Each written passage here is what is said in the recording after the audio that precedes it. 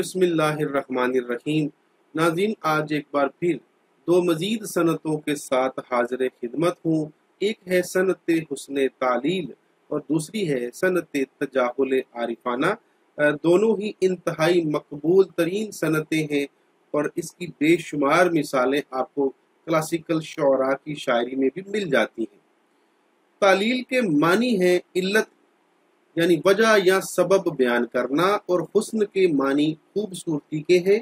इस्तिलाह में हुस्न तालील से मुराद कलाम में किसी बात की कोई ऐसी नई और अनोखी वजह बयान की जाए जो उसकी असल वजह ना हो, लेकिन वो इस हुस्न खूबी से बयान की गई हो कि उसे पढ़कर या सुनकर लुत्फ व खज़ महसूस हो।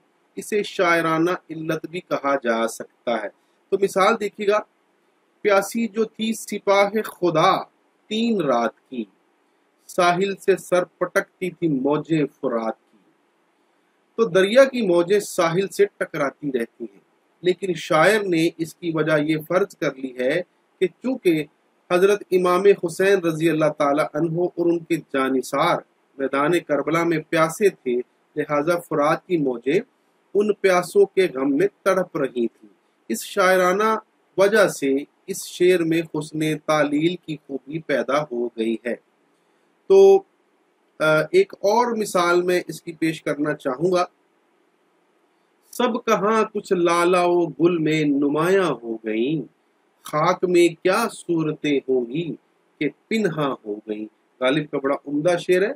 तो गालिब ने इस शेर में जमीन की कोख से जन्म लेने वाले फूल लाला और गुलाब ऐसे खुशनुमा और खुश रंग फूलों की ये शायराना वजह बयान की है कि दरअसल जो खूबसूरत इंसान मरने के बाद मिट्टी में दफन कर दिए जाते हैं, वो सब के सब मिट्टी में मिलकर मिट्टी नहीं हो जाते, बल्कि उनमें से चंद लाला और गुल के रूप में सरे नौ खाक से ज़फूर पजीर होते हैं। सनत हुस्न तालील की वजह से गालिब का ये शेर फनी एतबार से कहीं का कहीं पहुंच गया है। मजीद वजाहत करता चलूं कि अगरचे लाला और गुल जो है वो अपने तौर पे ही जमीन से निकलते हैं और उस अपनी खुशबू और रंग से माहौल को बड़ा खूबसूरत बना देते हैं, लेकिन शायर कहता है कि जो खूबसूरत लोग होते हैं, या एक इसका जाविया ये भी है कि वो लोग जो शहीद हो जाते हैं, जो किसी खास मकसद की खातिर जान कुर्बान कर देते हैं, तो उनका लहू जो है, उनका खून रायगा नहीं जाता, वो कब्र में जाकर भी बेचैन रहते हैं।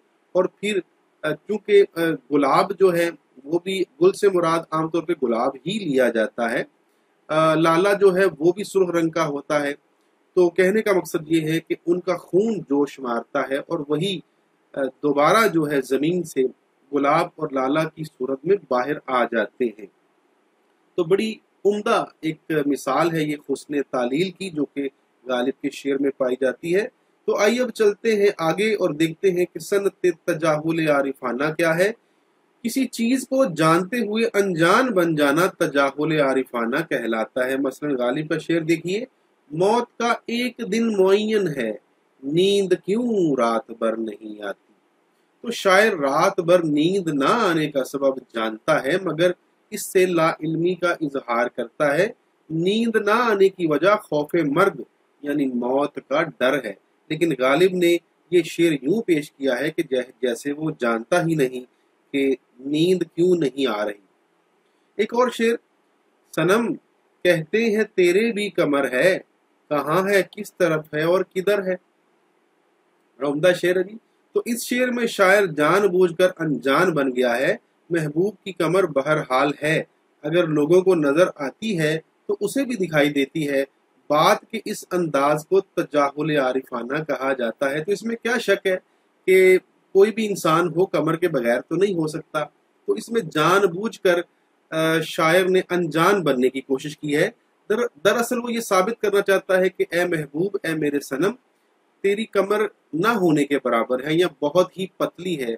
तो उस पतली कमर को बयान करने के लिए शायर ने तजाहुल आरिफाना का सहारा लिया है और कहा है कि सुना है कि तेरी कमर है, लेकिन कहाँ है, किस तरफ है और किधर है। तो इंतहाई उम्दा मिसाल है तजाहुल आरिफाना की, تو اس کے ساتھ ہی آج کا لیکچر بھی اختتام پذیر ہوا، اس کے ساتھ ہی مجھے اجازت دیجیے، اللہ حافظ۔